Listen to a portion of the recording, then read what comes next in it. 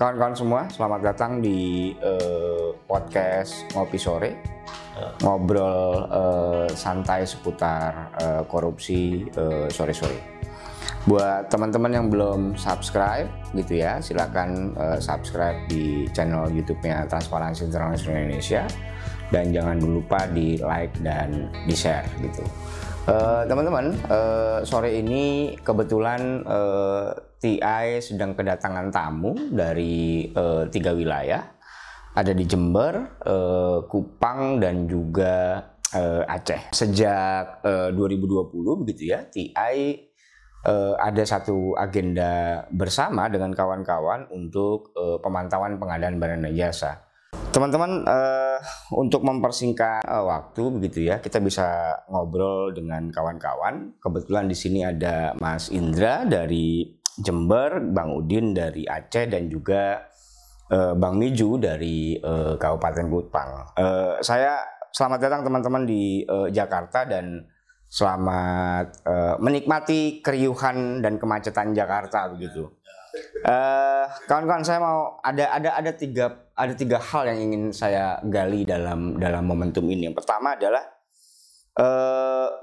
bagaimana potret pengadaan yang terjadi di masing-masing daerah begitu ya. Satu itu. Kemudian keduanya bagaimana situasi dan kondisi pengadaan barang dan jasa yang ada di daerah masing-masing. Saya akan mulai dari Bang Miju mungkin. Silakan Bang Miju. Ya, terima kasih Bang Tile. Selamat sore untuk kawan-kawan semua. Ada Aceh ya, kemudian Jember. Senang sekali bisa bertemu di Jakarta ini. Pertama soal situasi pengadaan barang dan jasa di Kabupaten Kupang. Memang untuk kita mengukur kualitas pertama itu adalah kita memantau kanal LKPP itu, bahwa Kabupaten Kupang itu justru nilainya 0 dari 9 indikator yang harusnya diukur. Tentu ini menunjukkan bahwa tingkat keseriusan pemerintah dalam hal ini di UKPBJ-nya memang harus mulai untuk memperbaiki segala infrastruktur dan juga kesiapan unit itu sendiri untuk bisa mendorong pengadaan barang dan jasa yang berkualitas. Nah, kami memang secara serius memantau di sejumlah sektor. Misalnya kemarin kami memantau di sektor kesehatan itu di pengadaan pembangunan limbah rumah sakit di Puskesmas Dayakolot sendiri.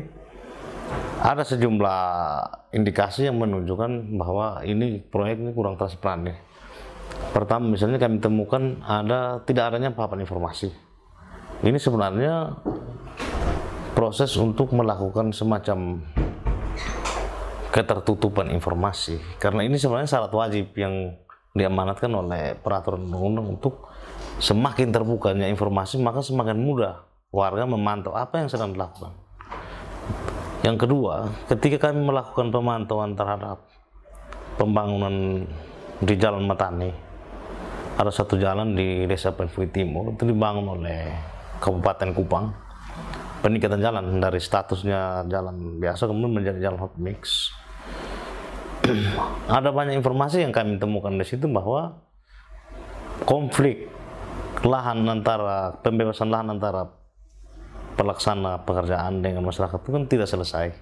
Bahkan kemudian proyek itu sempat terhenti dulu, baru dilanjutkan setelah adanya proses pemantauan itu. Kami memang sempat mengundang dinas terkait untuk kita diskusikan ini sebenarnya problemnya di mana. Seperti itu. Nah, sekarang gini Bang Miju, sebelum ke teman-teman ya, tadi kan teman-teman melihat dari indeks kematangan gitu ya, dan ternyata hasilnya menunjukkan 0 dari 9, yang seharusnya 9 indikator terpenuhi, ternyata UKPBJ di Kabupaten Kupang itu 0, yang artinya kalau istilahnya Bang Miju nggak matang sama sekali gitu, bahkan belum tumbuh begitu ya. Nah, kemudian pertanyaan begini Bang, Apa langkah yang dilakukan oleh teman-teman masyarakat sipil di Kupang? Tentu selain pemantauan tadi ya. Selain pemantauan, kira-kira apa yang bisa dilakukan di Kupang? Saya kira di diskusi awal saya bersama teman-teman di Kupang waktu itu kita ketemu dengan teman-teman inspektorat sendiri Kabupaten Kupang, kemudian UPPJ-nya. Ini sangat penting untuk kita berkolaborasi. Kolaborasi dalam artian bahwa kita sama-sama melihat sebenarnya persoalannya di mana. Apakah karena tidak menginput dokumen-dokumen atau informasi-informasi yang dibutuhkan untuk menjadi tampilan di media LKPP sendiri, atau seperti apa? Karena ini memang harus dibutuhkan keterbukaan juga dari UKPPJ Kabupaten Kupang. Dalam hal ini kami menyebutnya ini bagian pengadaan barang dan jasa. Dengan LPSC ini untuk bisa melihat bahwa ini sebenarnya indikator kinerja dari sebuah lembaga seperti UKPPJ itu. Kalau nilainya 0 skala nasional kan memalukan ini. Kenapa saya sebut memalukan? Itu kita mau menunjukkan kepada semua orang di Indonesia ini bahwa memang kita tidak bisa buat apa-apa itu. Kita tidak pernah buat apa-apa. Padahal memang ada hal yang kita kerjakan, tapi selama kita tidak menginformasikan kepada publik hal-hal yang kayak begitu saja kita tidak bisa urus, gimana mau urus yang lebih besar lagi? Seperti itu. Makasih Bang Miju. Saya bergeser ke teman-teman di Aceh begitu, yang paling barat gitu ya. Nah, ada Bang Mahmudin di sini sudah hadir dari Gerak Aceh atau Gerakan Anti Korupsi di Aceh. Din, gimana potret atau situasi pengadaan yang terjadi di Kota Banda Aceh pada khususnya dan Aceh pada umumnya secara provinsi gitu, Din? Iya, terima kasih Mas Dili dan rekan-rekan semuanya dari Jember, dari Kupang. Memang khusus untuk Aceh ya, ini menjadi konteks kita lihat dari sisi pengadaan barang dan jasa itu menjadi sesuatu hal yang cukup menarik untuk diperhatikan. Kenapa demikian? Saya ingin berbicara Aceh dulu nih, secara provinsi. Aceh kan daerah otonomi khusus. Setiap tahunnya itu Aceh itu mendapatkan anggaran otsus itu cukup banyak. Sampai di tahun ini sekitar di tahun 2022 ini ada sekitar 7,5 triliun kalau tidak salah saya ya. Pokoknya kalau dikalkulasikan Aceh itu dari tahun 2008 sampai 2022 itu ada sekitar lebih kurang sekitar 130 triliun dana otsus sudah dikucurkan ke Aceh. Beranjak dari situ sebenarnya kalau kita berbicara dari sisi anggaran yang sudah dikucurkan untuk Aceh dari otsus saja itu sebenarnya kan sudah luar biasa besarnya. Tetapi kita lihat sekarang impact dari uang yang cukup besar. Pada kenyataannya itu yang terjadi hanyalah pembangunan gedung-gedung terbengkalai, infrastruktur yang tidak digunakan dengan baik, setelah itu peruntukan anggaran yang tidak jelas. Karena iya, kalau orang Aceh menganggap kan otsus ini kan kompensasi perang. Ya, kita setelah 30 tahun masa konflik, pasca damai, MOU Helsinki, damai, diberikanlah kita otsus selama 20 tahun. Di 15 tahun pertama ya terakhirnya sampai 2022 ini 2% dari DAU nasional. Setelah itu di 5 tahun selanjutnya kita mendapatkan 1% dari DAU nasional.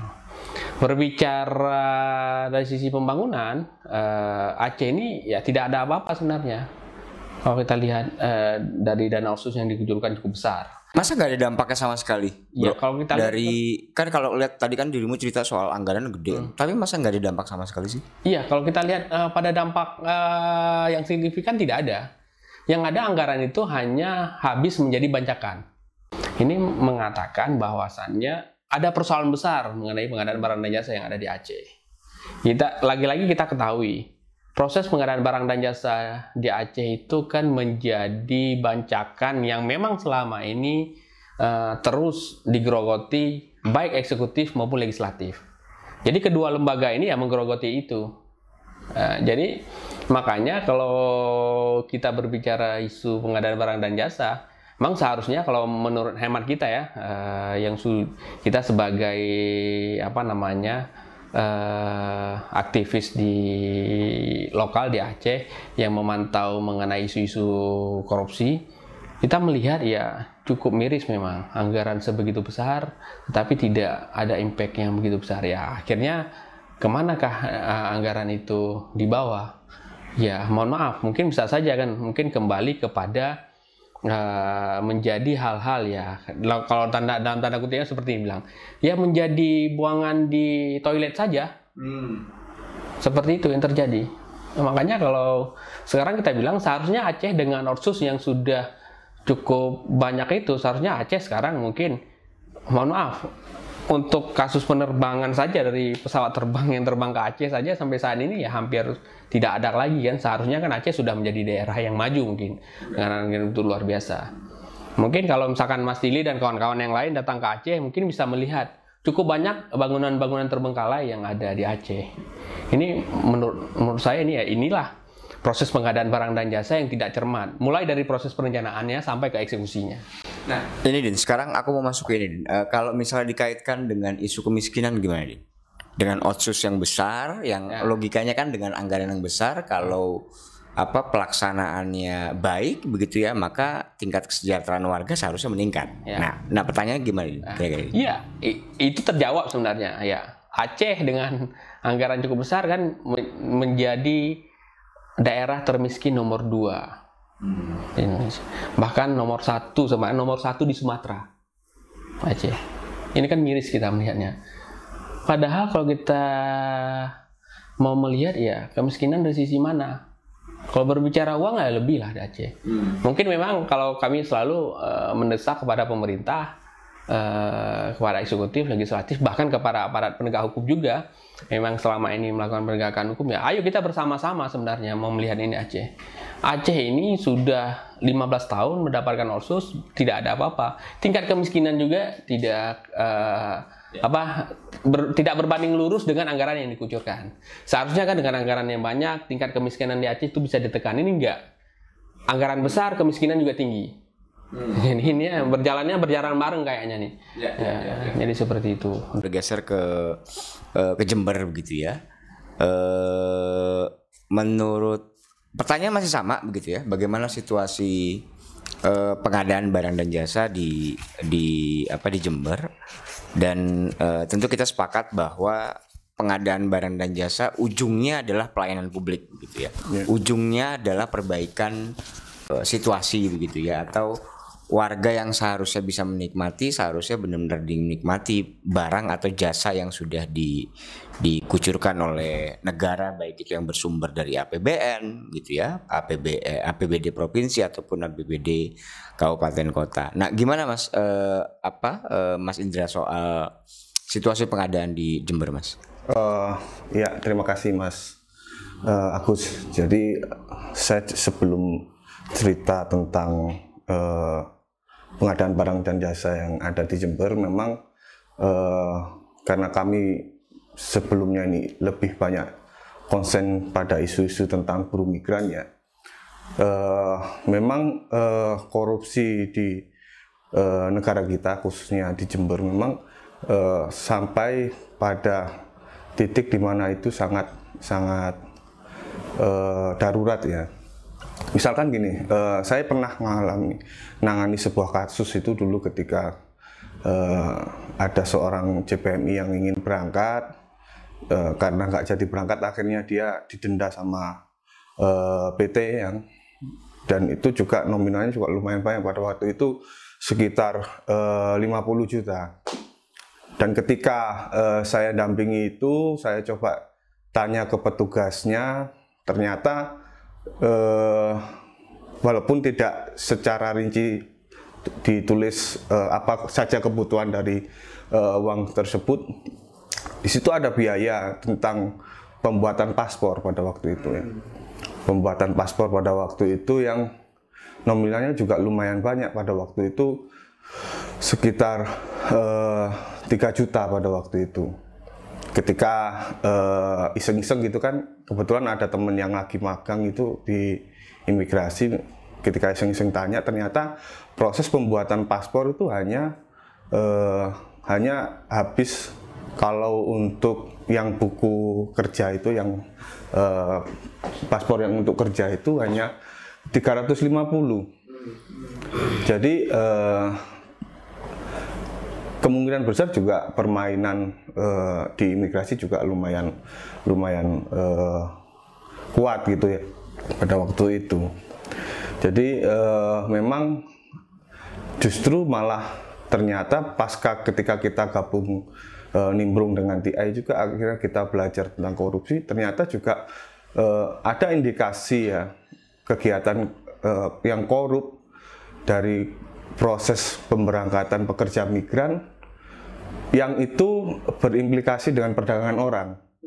Dengan yang tadi contohnya kan, ketika pembuatan paspor karena ada oknum imigrasi yang korup, akhirnya juga itu menjadi praktek-praktek perdagangan orang. Terus nyambung dengan apa pertanyaan tadi tentang pengadaan barang dan jasa ya. Sebenarnya di Jember itu pasca kita coba belajar itu, kita coba sering cek ya proses-proses lelang, proses-proses tender, terus proses-proses penunjukan langsung ini seperti apa sih gitu ya, seperti apa. Ternyata di Jember juga banyak proyek-proyek yang istilahnya itu seringkali untuk menghindari lelang dipecah-pecah. Terus juga misalkan pembangunan jalan ini, pembangunan jalan ini katakanlah 5 kilo gitu ya, agar itu 200 jutaan per proyek, akhirnya per paket dipecah-pecah gitu. Dan itu penggarapannya seringkali ini nyicil ya, kalau bahasa Jawanya itu nyicil. Jadi misalkan ternyata jalan itu ada gorong-gorong misalkan, harusnya itu kan gorong-gorong diselesaikan dulu pembangunannya, baru jalan dibaguskan gitu kan. Lah di Jember itu hari ini seringkali jalan dimuluskan, ketika bangun gorong-gorong dihancurin lagi, dimuluskan. Jadi ada apa ya istilahnya, pemborosan anggaran negara itu sangat-sangat besar. Itu satu kejadian. Terus juga ada lagi dalam, kita juga sering yang ngopi bareng sama teman-teman kontraktor itu juga coba tanya-tanya, ternyata juga proses lelang di Jember itu seringkali apa istilahnya, mempersulit bagi teman-teman kontraktor yang itu baru atau dalam tanda kutip juga nggak ada hubungan dengan Pemkab ataupun penguasa hari ini. Itu juga mempersulit karena harus ada sertifikasi dan segala macam yang ternyata kebutuhan untuk sertifikasi itu nggak ada ternyata. Lah hal-hal itu yang bagi kita memang ya pantas ketika Jember UKPBJ-nya dinilai 0 dari indikator 9 gitu. Dari hal seperti itu aja sudah bagi saya itu nampak gitu Mas Agus. Iya, makasih Mas Indra. Oke, teman-teman apa namanya? Tadi kan kalau mendengar cerita begitu ya, cerita dari ketiga tempat itu kayaknya problemnya sama-sama mirip-mirip begitu ya. Ada problem transparansi, ada problem akuntabilitas begitu ya. Kemudian ada problem modus persekongkolan begitu ya, produk persekongkolan yang ada proses pemecahan paket begitu ya. Aku ingat betul tuh ketika kawan-kawan Aceh mencoba untuk melakukan pemantauan pengadaan wastafel di sekolah begitu ya. 44 miliar kemudian dipecah jadi sekian banyak paket dan ujungnya adalah pengadaan langsung. Tapi faktanya pada saat melihat fisik gitu ternyata unik banget tuh, ada wastafel tapi tidak ada saluran air gitu ya. Nah kawan-kawan, sekarang aku mau masuk ke poin pertanyaan kedua sebetulnya. Kita sudah tahu gitu ya persoalan pengadaannya begitu ya, dan kita juga tahu modus-modus yang terjadi. Kemudian pertanyaannya apa langkah strategis yang dilakukan oleh kawan-kawan di masing-masing daerah? Strategi advokasi apa yang akan dilakukan begitu ya untuk mendorong proses pengadaan yang lebih terbuka begitu ya, proses pengadaan yang lebih transparan, kemudian lebih akuntabel gitu ya, dan tentu harapannya pengadaan ini bisa diterima dan dimanfaatkan oleh warga. Aku mulai dari Bang Udin dulu deh, silakan Bang Udin. Baik, apa namanya? Mungkin berbicara apa yang dilakukan ya. Mungkin apa namanya, terakhir aku cukup menarik ketika memang ada sebuah inisiasi dari teman-teman Transparansi Internasional Indonesia untuk melatih anak-anak muda untuk melakukan pemantauan pengadaan barang dan jasa. Meskipun selama ini kita sudah melakukan juga pemantauan pengadaan barang dan jasa, tetapi dengan adanya apa namanya support dari teman-teman TI untuk melatih anak-anak muda di daerah untuk melakukan pemantauan barang dan jasa, aku rasa itu merupakan langkah awal yang cukup baik bagi kita sebagai masyarakat sipil dalam melakukan pemantauan pengadaan barang dan jasa. Karena kita ketahui tingkat kecurangan pengadaan barang dan jasa itu cukup tinggi. Bahkan ketika kita lihat dari paparan dari apa namanya di teman LKPP, dari aparat penegak hukum, 70% apa namanya tingkat korupsi dari sektor pengadaan barang dan jasa. Ini menunjukkan bahwasannya kita emang butuh perhatian khusus untuk pemantauan pengadaan barang dan jasa. Maka itu langkah yang akan kita lakukan ke depan. Terus mungkin ya kita juga mengajak juga teman-teman TI, teman-teman yang lain, kita bersama berkolaborasi untuk terus melakukan pemantauan. Yang mana ini kita sudah punya semangat bersama nih. Di 3 daerah mungkin sekarang yang sedang kita jalankan, ada semangat muda yang mau melakukan pemantauan pengadaan barang dan jasa sampai melaporkan ke aparat penegak hukum. Di sisi lain juga kita juga mendesak kepada APH kita juga, jangan sampai semangat yang sudah tumbuh dari kelompok muda itu akan redup kembali ketika semangat aparat penegak hukum kita itu lebih memihak kepada para kontraktor curang atau pejabat curang. Itu terjadi di Aceh, seperti kita katakan pengadaan sapi kurus atau pengadaan sapi dan pakan. Pada akhirnya teman-teman sudah melakukan pemantauan, sudah melakukan kajian. Nah, itu vonisnya bebas ini, kalau nggak salah ya? Oh iya. Itu vonisnya bebas. Ini kan menjadi salah satu cambuk juga bagi teman-teman muda yang sudah melakukan pemantauan. Mereka sudah susah payah loh datang ke ke tempat peternakan, di tempat sapi itu dipelihara. Pada akhirnya aparat penegak hukum kita memutus itu bebas. Ini kan justru menjadi presiden buruk penegakan hukum kita, khususnya sektor pengadaan barang dan jasa. Kita ketahui selama ini dari seluruh Indonesia mungkin kita akui korupsi sektor pengadaan barang dan jasa itu cukup besar. Tetapi aparat penegak hukum juga sebenarnya sekarang itu harus bersama-sama lah. Kalau kita mau membersihkan Indonesia, ayo kita bersihkan sama-sama. Aparat penegak hukum juga harus berbarengan dengan kita. Jadi jangan hanya ketika kita mengajak atau mendesak aparat penegak hukum, mereka selalu mengatakan kita tidak cukup orang, tidak punya anggaran. Kan kita ajak bersama-sama nih. Ayo, masyarakat, kita sebagai masyarakat bisa membantu mereka dari sisi pemantauan. Mereka juga menindaklanjuti laporan yang sudah kita laporkan. Jangan pada ujuk-ujuknya, pada akhirnya semangat yang sudah kita tularkan selama ini itu akan redup dengan perilaku-perilaku, dengan tata cara yang selama ini mereka lakukan. Mungkin itu saya rasa menjadi tolak ukur ya. Mungkin teman-teman TI di Jakarta mungkin juga bisa mendesak ke aparat penegak hukum yang lebih tinggi ya. Mungkin kalau di tingkat pusat kan ada Mahkamah Agung, ada Jaksa Agung, ada Kapolri. Mungkin ayolah kalau kita mau berbicara. KPK nggak di-mention, Din? KPK juga ya, itu pastilah. Siap, makasih Bang Mahmudin. Aku mau bergeser ke Bang Miju. Gimana Bang? Apa strategi advokasi yang akan dilakukan untuk 2 hal begitu ya? Yang pertama, mengurangi praktek korupsi di pengadaan barang dan jasa, itu pasti begitu ya.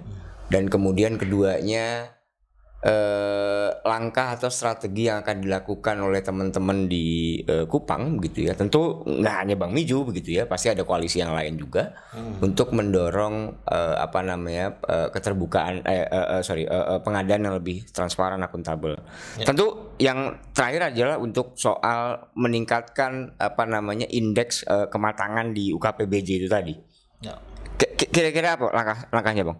Ya, pertama sejak awal kami bengkel APEC NTT ini sangat konsen di isu advokasi kemudian pemberantasan korupsi. Itu kan sebenarnya kami mulai dari diri kami dulu. Karena ketika kita melakukan pemantauan terhadap orang lain tapi kita sendiri menjadi pelaku koruptif, ya juga sama aja. Kita bersihkan balok, istilahnya apa? Cabut jarum dari mata orang lain tapi balok di mata sendiri tidak bisa dilihat. Nah, itu satu. Yang kedua, terkait dengan rencana, memang sejak tahun lalu kita bersama-sama dengan TI Indonesia melakukan pengorganisasian terhadap anak-anak muda. Kenapa kemudian anak-anak muda? Ketika kemudian anak muda ini bergerak, sebagai anak muda juga, saya sebagai orang muda juga, selama ini di masa-masa lalu kan kita bergerak tanpa data ini. Intinya ada isu viral, kita bergerak. Bahkan ada isu viral di nasional yang tidak ada hubungan dengan urusan di daerah. Mungkin dampaknya ya sedikit. Orang lagi banjir di Jakarta, kita ribut di Kupang. Dampaknya terhadap Kupang apa? Tidak ada. Ya Jakarta urus dirinya di Jakarta kan. Tapi semakin ke sini kita menyadari bahwa kita bisa melakukan gerakan itu dalam berbagai bentuk. Misalnya melakukan diskusi, melakukan kampanye, tapi harus selalu berbasis data. Karena ini adalah salah satu roh yang dimiliki oleh bengkel APEC sendiri, advokasi berbasis data. Jadi tanpa data maka kita tidak bisa bergerak. Nah, supaya data itu bisa kami dapatkan, maka dengan mengorganisir anak-anak muda ini, perempuan dan laki-laki, saat ini jumlahnya ada 20-an. Nah, dari 20-an orang ini kita akan memberikan informasi bagaimana kemudian memantau, menemukan, mencari semua sumber-sumber, baik itu dari sumber pemerintahan, media, dokumen-dokumen pemerintah terkait dengan perencanaan dan penganggarannya. Karena menuju kepada pengadaan barang dan jasa itu kan di startnya itu dari perencanaan dulu, ya kan? Yang berikutnya terkait dengan tadi soal UKPBJ yang dinilai oleh LKPP dalam website-nya sendiri. Kalau nanti bisa kita cek sendiri di website LKPP soal tingkat kematangan UKPBJ. Kita nol loh, Kabupaten Kupang. Ya provinsi NTT sedikit membaik, tapi sejumlah kabupaten kota ini skalanya nol. Ini sebenarnya secara sengaja pemerintah di kabupaten kota yang ada NTT, khususnya di Kabupaten Kupang, mau menunjukkan kebobrokan kepada publik di Indonesia ini bahwa tidak mampu bekerja. Kalau merasa tidak mampu bekerja, ya mundur aja dari jabatan. Masih banyak orang lain yang mau kerja di situ. Banyak PNS yang bisa bekerja di situ. Atau kalau memang tidak mau serius, ya jangan mau dong ambil jabatan seperti itu. Nah, tapi kalau memang tidak tahu sama sekali, belajar, kita sama-sama. Kami siap untuk mensupport, mendukung dengan informasi yang kami miliki dalam bentuk kita kerjasama, komunikasi, diskusi. Oh, ini harus diperbaiki di sini, diperbaiki di sini. Jadi ya buka telinga juga untuk aspirasi masyarakat. Dan ke depan kita berharap ada pemantauan bersama dengan APIP dalam hal ini inspektorat. Karena kita tahu di inspektorat ini kan auditornya kan terbatas ini jumlahnya. Sementara persoalan yang harus diurus dengan banyak SKPD, jumlah SKPD lebih banyak dari jumlah auditor. Di setiap SKPD itu melakukan banyak pekerjaan, mulai dari pengadaan untuk di dalam kebutuhan kantor sendiri sampai dengan pengadaan di masyarakat yang langsung kepada masyarakat. Misalnya kemarin teman-teman komite ini mendapatkan laporan karena bingung juga ini mau lapor kemana ini. Jadi kami juga lagi berpikir untuk membuat semacam kanal pengaduan dulu, yang kemudian kita sinkronkan dengan semua kanal-kanal pemerintah yang tersedia, dan kita pantau bersama. Jadi misalnya ada warga SMS, atau kita siapkan semacam format begitu, warga melapor, laporan itu kita teruskan kemana nih. Jadi komite sendiri akan menyaring kira-kira oh ini informasi ini cocoknya kirim ke sini. Berarti bikin posko dong Bang rencananya? Ya, saya kira itu posko itu menjadi kebutuhan. Jadi bukan karena apa? Karena pekerjaan dari A, B, tidak. Ini sebenarnya posko pengaduan masyarakat itu harus menjadi kebutuhan. Kalau bisa, itu didorong sampai tingkat RT RW, itu ada posko-posko. Warga tidak puas di mana melapor di situ, kemudian pemerintah menjemput. Oh ini kami tidak puas ini jalan pembangunan jalan desa di sini kok kualitasnya jelek. Kan kasihan kalau warga bisnisnya harus mengadu jalan. Kami Kabupaten Kupang itu kan salah satu kecamatan terjauh itu kan Ompang Timur, perbatasan dengan Timor Leste.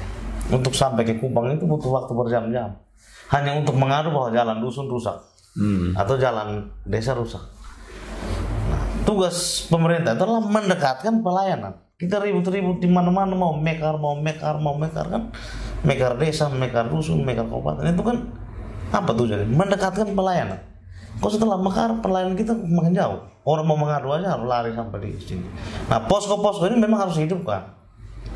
Jadi kami akan memulai dari bersama-sama dengan Komite Anak Muda untuk bikin poskonya, dan kita berharap itu bisa direplikasi oleh pemerintah, membuat posko di tingkat RT atau minimal di kepala dusun itu ada semacam kotak saran lah, diisi di situ, ditulis, terus setiap minggu atau setiap sebulan sekali ada petugas dari kabupaten, dalam hal ini inspektorat atau kejaksaan yang bisa konek ke sana.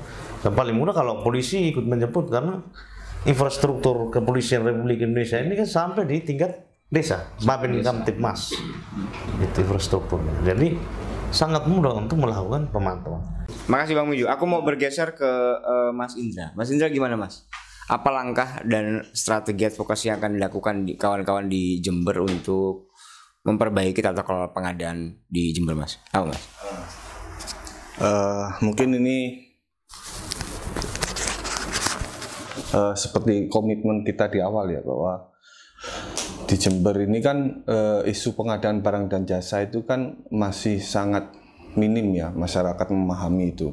Jadi kalau bahasa senior saya itu kan kita coba untuk membumikan dulu lah isu itu, bahwa bagaimana masyarakat itu paham gitu, bagaimana proses korupsi itu diawali. Misalkan gini, beberapa kali kita diskusi itu kan sebenarnya proses awal mula korupsi itu diawali dari ketika pemerintah dan legislasi menyusun dokumen-dokumen perencanaan pembangunan. Memang hari ini Jember memang secara inklusif sudah secara proses ya, sudah sangat-sangat inklusif dalam proses penyusunan dokumen pembangunan. Misalkan di Jember itu ada musrenbang khusus anak-anak, terus ada musrenbang yang difabel dan juga perempuan. Terlepas musrenbang yang umum untuk SKPD dan masyarakat dan kecamatan. Jadi secara umum memang proses penyusunan perencanaan pembangunan sudah mulai tertata, tapi bukan berarti dengan proses yang baik tidak menimbulkan atau tidak akan terjadi indikasi korupsi itu sendiri. Jadi memang apalagi dalam konteks yang sampean katakan, Mas Agus katakan tadi, bahwa ternyata 70% korupsi di Indonesia dari proses pengadaan barang dan jasa, dan itu bagi kami menarik ya, dan memang langkah awal kita coba untuk membumikan dulu lah bagaimana proses pengadaan barang dan jasa dimulai dari perencanaan itu. Satu itu, terus dua, saya sepakat dengan Bang Miju dan Bang Udin ya, bahwa pelibatan teman-teman muda itu menjadi salah satu kunci yang memang tidak bisa kita remehkan. Apalagi kalau di Jember ini kan kita banyak organisasi kepemudaan ya, baik itu di kampus maupun yang di ekstra kampus.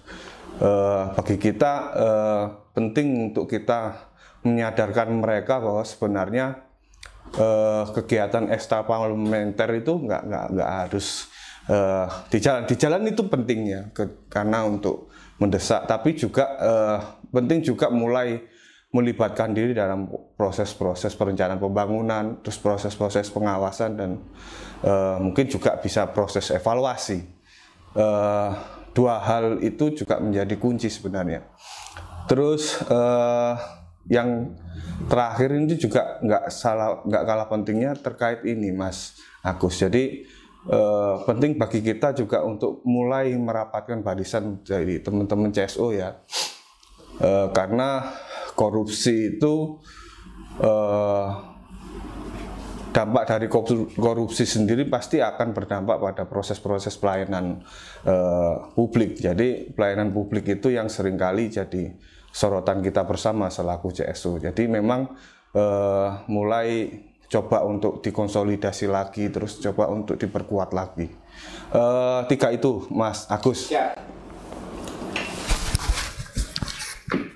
Ya, makasih Mas Indra, Bang Udin dan Bang Miju. Ini ada pertanyaan terakhir nih, teman-teman. Tadi kan aku bisa tangkap gitu, ada kata kunci anak muda gitu ya, kemudian kolaborasi begitu ya, kemudian konsolidasi begitu ya. Tadi juga muncul begitu ya kata kunci ada tiga kata kunci. Nah pertanyaannya kemudian gini, teman-teman sudah mengorganisir kawan-kawan muda. Teman-teman juga sudah mulai engagement gitu ya dengan UKPBJ, kemudian engagement dengan Bapeda di Jember, kemudian di Kupang dengan dinas kesehatan, dinas kesehatan, kemudian BPBD untuk konteks kebencanaan gitu ya. Kalau di Aceh sudah dekat juga dengan, bukan dekat, artinya sudah berkomunikasi dengan dinas pendidikan gitu ya, dan beberapa dinas-dinas yang lain begitu ya. Nah, apa harapan kawan-kawan gitu ya dengan adanya modalitas tadi, modalitas konsolidasi anak muda, kemudian modalitas kolaboratif gitu ya, modalitas engagement dengan beberapa OPD begitu. Apa harapan kawan-kawan atau apa mimpi besar kita gitu ya untuk mewujudkan pengadaan yang lebih bersih, transparan, dan juga akuntabel gitu.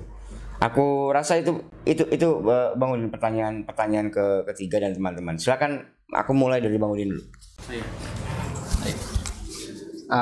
Terima kasih. Mungkin ini pertanyaan yang cukup berat untuk dijawab sebenarnya ya.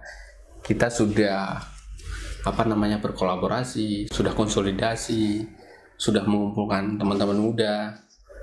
Selanjutnya apa sih yang misalkan harus kita lakukan bersama? Ya, aku tetap sih penekananku memang untuk merawat gerakan ini itu memang dibutuhkan semangat yang untuk semangat yang cukup besar ya bagi kita bersama.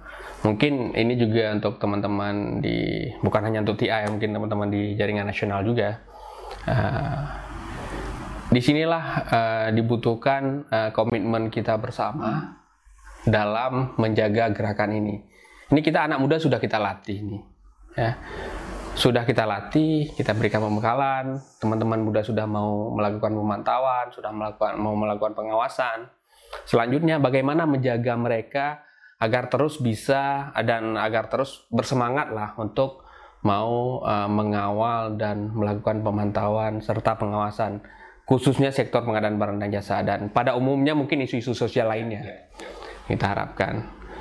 Mungkin di kami sendiri, misalkan di Gerak Aceh dengan teman-teman jejaring di Aceh itu ya kita berkomitmen lah untuk merawat ini semuanya, karena dari sejak 2010 itu kita terus konsisten dan memiliki komitmen untuk membangun gerakan muda.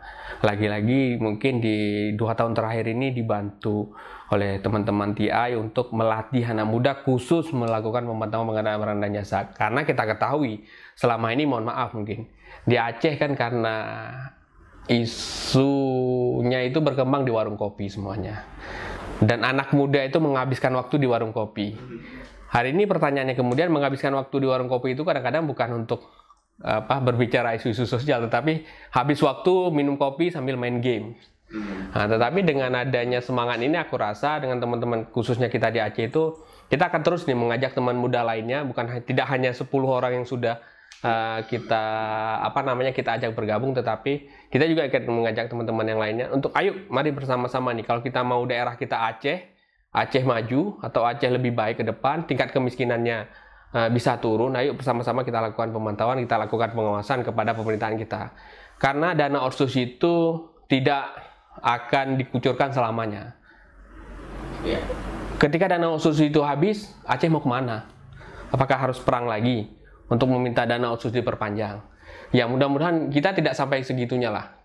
Sudah cukup menderita kita 30 tahun di masa konflik ya. Aku sendiri sebagai generasi yang hidup di masa konflik cukup merasakan bagaimana susahnya pendidikan, bagaimana susahnya melakukan gerakan, bagaimana susahnya kita berbaur sesama teman-teman, itu cukup kita rasakan. Apalagi aku berasal dari daerah pesisir kan, yang notabene ada di daerah konflik. Makanya untuk kedepannya mungkin aku rasa semangat bersama harus terus kita bangun.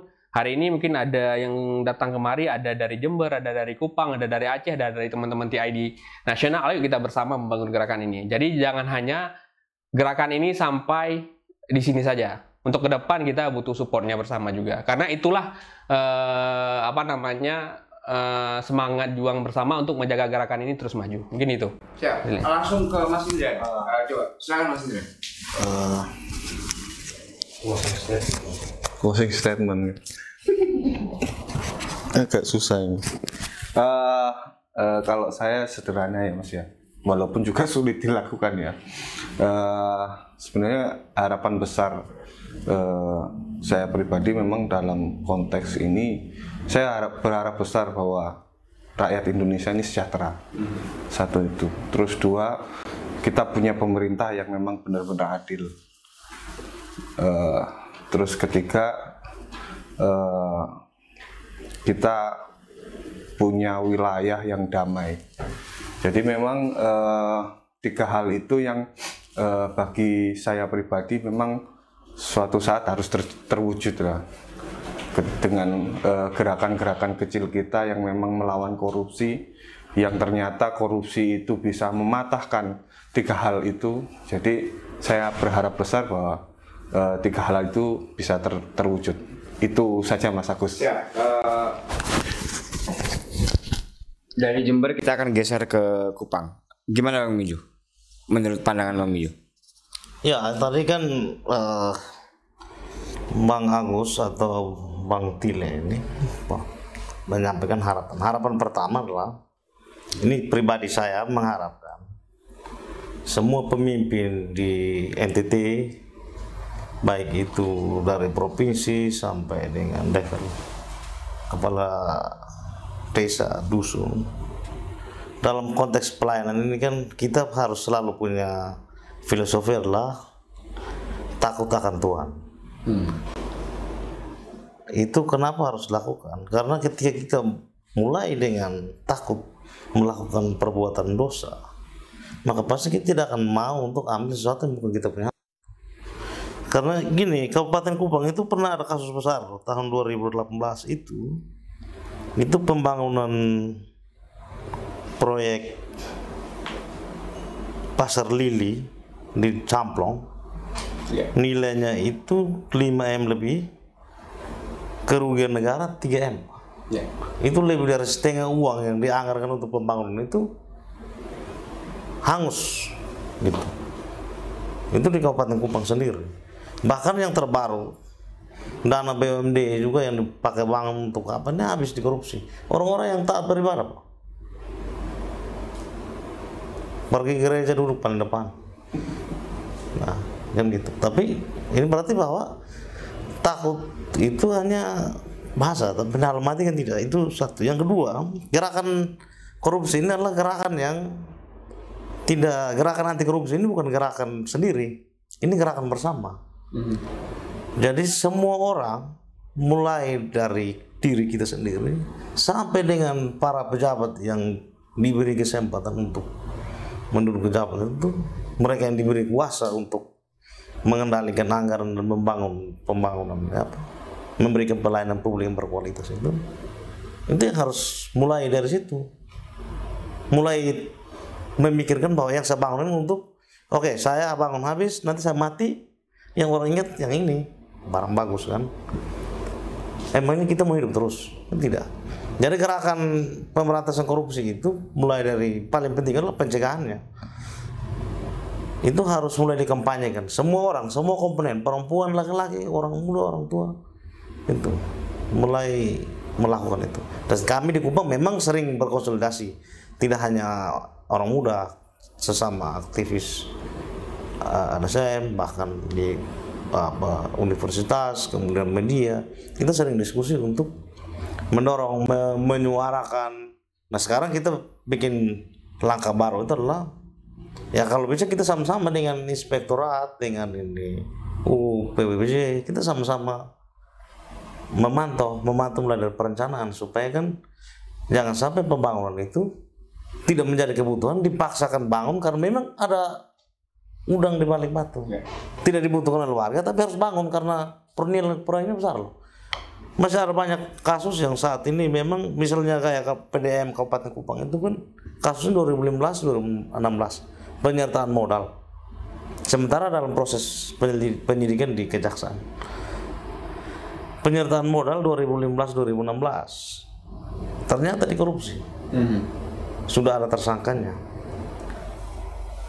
Kami NTT itu Pak Udin, APBD NTT itu cuma 1 triliun, bandingkan dengan Aceh yang 7 triliun. Kalau dikasih banyak bisa-bisa kami masuk bui semua itu. Nah itu yang saya khawatirkan. Biar pas-pas saja, supaya kami jangan silo karena terlalu banyak. Biar kami memulai dari apa yang kami miliki. Kemarin saya lihat di media kan bupati, gubernur pergi panen bawang yang ditanam oleh warga gereja. Itu kan bagus, tidak ada bantuan pemerintah, mereka mulai bergerak. Artinya kalau warga berdaya sendiri, maka pemerintah sifatnya mensupport. Warga sudah berdaya, pemerintah support, curi lagi. Kalau masuk neraka itu di neraka pun dasar tuh. Dasarnya di mana? Ini warga sudah berdaya, kemudian pemerintah bantu, curi lagi dari itu. Nah, itu lebih bahaya itu. Mungkin itu. Siap. Terima kasih Bang Miju. Baik, teman-teman, terima kasih atas pembelajaran yang dan cerita-cerita baik yang teman-teman sampaikan tadi. Banyak begitu ya, banyak informasi yang sudah kita dapat dari kawan-kawan dari Kupang, Aceh dan Jember. Dan harapannya ini bisa kita replikasi begitu ya di tempat lain. Mungkin saat ini hanya Kupang, Jember dan Aceh. Tidak menutup kemungkinan kita juga bisa replikasi di tempat-tempat lain.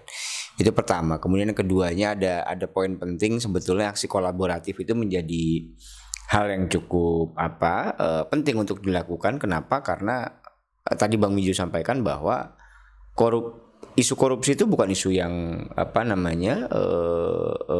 yang kecil gitu. Isu korupsi itu isu yang sangat besar, dan tentu jangan hanya berharap kepada aparat penegak hukum gitu ya. Kita sebagai warga juga punya andil untuk memantau gitu ya. Nah, yang terakhir adalah kita perlu melakukan pemantauan mulai dari proses perencanaan gitu ya sampai di ujungnya gitu ya, sampai dengan ujung artinya dalam proses serah terima barang gitu dalam konteks pengadaan barang dan jasa. Saya kira itu teman-teman, terima kasih banyak sudah menyimak obrolan kita sore ini. Sampai bertemu di channel atau konten lain begitu ya, atau sampai bertemu di cerita-cerita menarik lain begitu dari masing-masing daerah begitu. Terima kasih, salam hormat.